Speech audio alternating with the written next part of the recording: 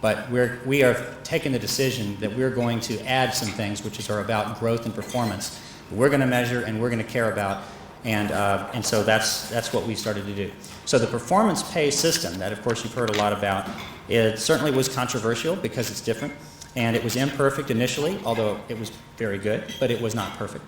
It's now in its third year, and last week we paid out over $31 million to the most effective core teachers. That's up to about a little more than $8,500 per teacher for the very best teachers on the basis of their growth over the last school year.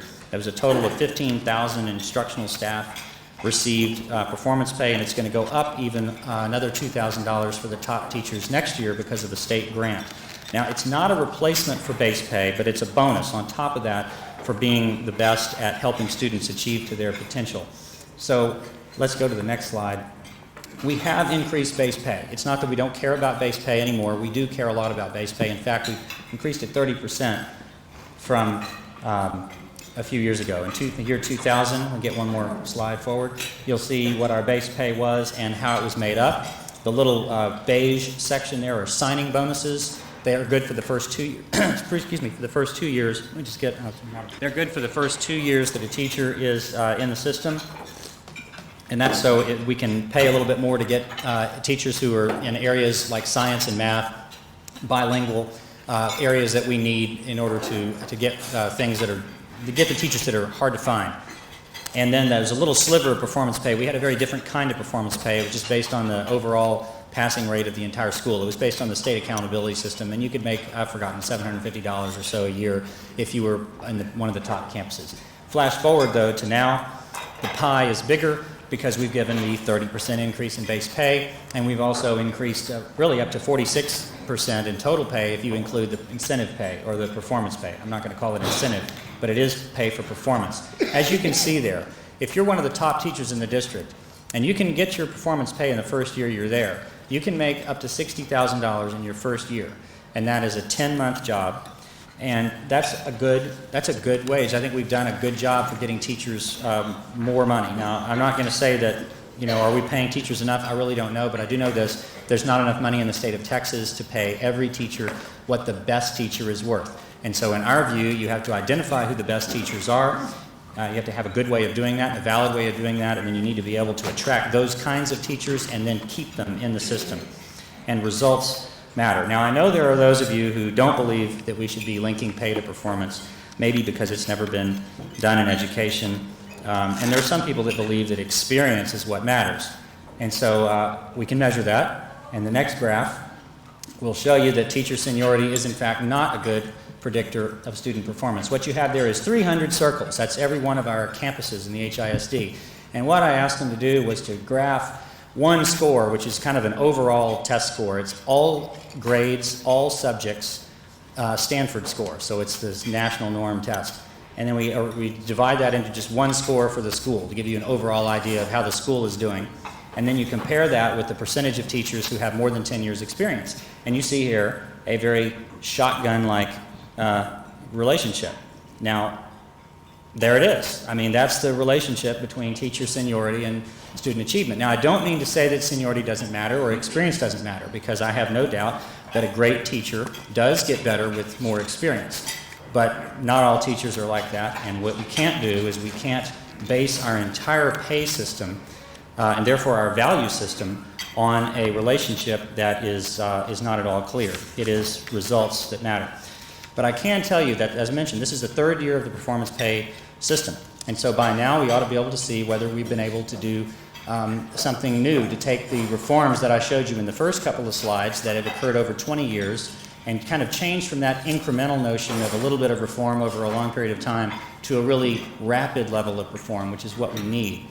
And one of the problems with focusing on the state sort of passing standard, which is, and really the NCLB passing standard, which is what we've done for a long time, is that what you perhaps don't mean to do, but what you do is you are telling everybody that what matters is passing.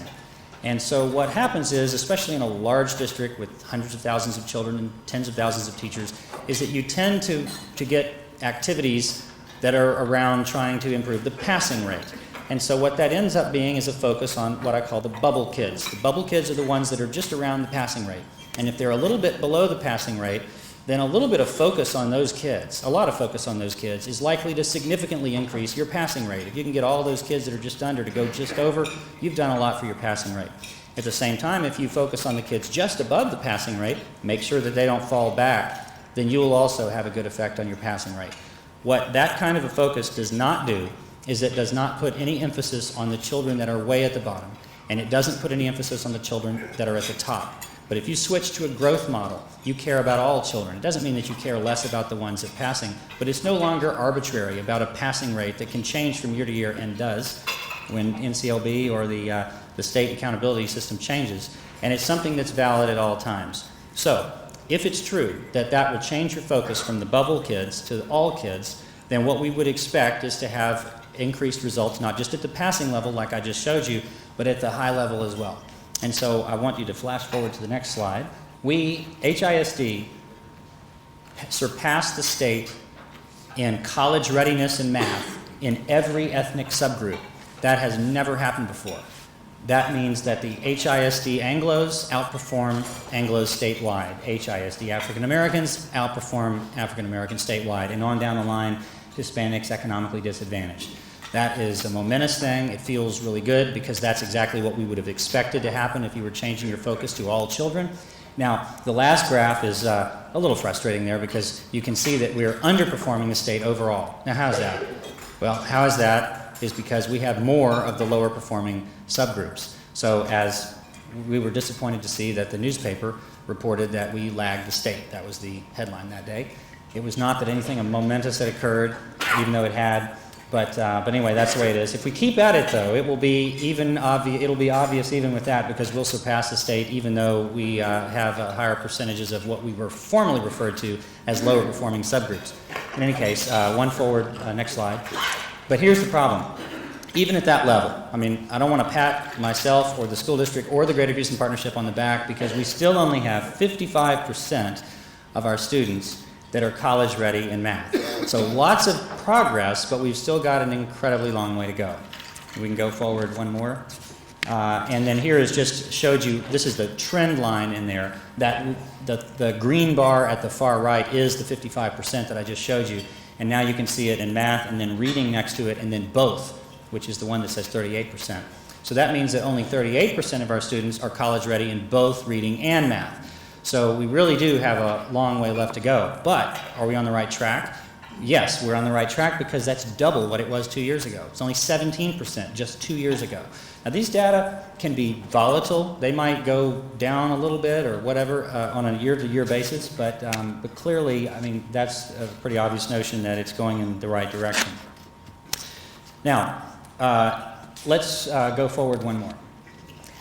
One more indication of top-rated schools, because I think we all know, we've heard of HSPVA and how great it is, or Lamar, Bel Air. We've heard of some of the schools that we have in poor performing areas which are doing extremely well. Lyons Elementary School, Windsor Village, Codwell, all over the city, Pilgrim. It really doesn't, we have as many schools that are at very, very low socioeconomic backgrounds that are scoring at the top levels in the state, as we have the wealthy, considered wealthy schools. But here's another example. So we have about 300 schools. That's 3% of the schools in the state of Texas. And yet we have 6% of all the TBEC honor roll schools. And that's exciting. And then finally, you can see the blue ribbon schools. Those are given out by the Department of Education. And we have 17% of all the blue ribbon schools. So we do well at the high end too. Now, from a financial perspective, as I know is important to all of you, HISD has been recognized for its prudent use of taxpayer dollars.